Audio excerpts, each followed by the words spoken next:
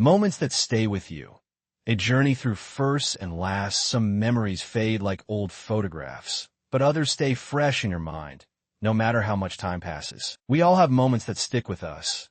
First that made us feel excited or scared, and last that were full of tears, laughter, or both. These little flashbacks, these snapshots of life, shape who we are. I still remember my first day at school like it was yesterday. I was wearing a brand new blue backpack that looked way too big for my tiny shoulders. My mom had packed my favorite sandwich, cheese, and cucumber, and reminded me not to forget my water bottle. I held her hand so tightly as we walked to the school gate. My stomach was full of butterflies. I didn't know anyone, and everything felt so big and noisy. The classroom smelled like crayons and floor cleaner. My teacher, Miss Julia, had a kind smile and curly red hair. She spoke in a warm voice and wrote our names in big letters on the board. I remember making a friend that day, a boy named Kareem who had a missing front tooth and shared his pencils with me. That simple act of kindness made the whole day better. It was the start of many lunch breaks, group projects, and games in the schoolyard. Fast forward a few years,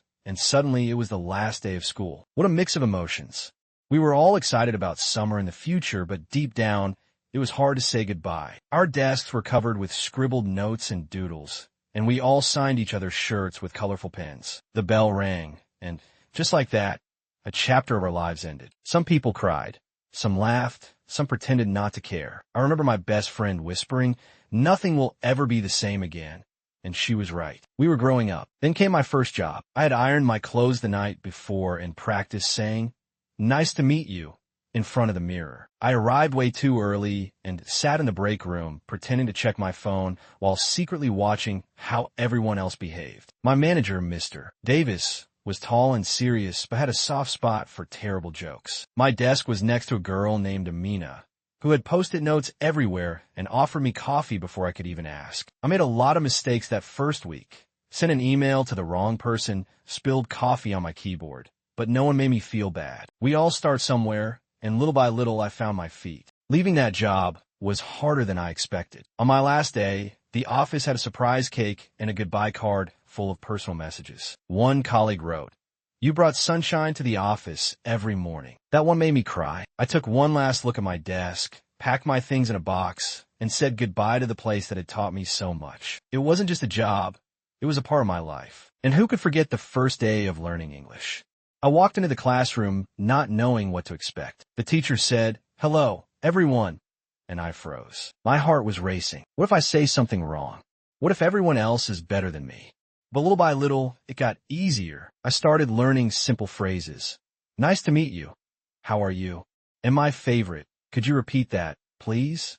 I messed up the pronunciation many times, but I kept going. My classmates are kind, and we laughed a lot, especially when someone accidentally said kitchen instead of chicken or sheet instead of, well, you know. By the last day of the course, I felt like a different person. We played a quiz game to review what we had learned, and I surprised myself by answering almost every question right. At the end, our teacher said, "I'm proud of you all." We clapped, took selfies, and promised to keep in touch, even though some of us lived far away. And of course, there are childhood memories. The kind that make you smile when you're having a bad day. I remember riding my bike down a dusty road with the wind in my face and not a care in the world. I remember the smell of my grandma's kitchen, where she always had a pot of tea and something sweet baking in the oven. I remember the time I fell out a tree and cried like the sky had fallen, but later laughed about it with my friends. Those were the days when summer felt endless and one ice cream could fix anything. We didn't have smartphones, but we had each other. We made forts out of blankets, played hide and seek until sunset,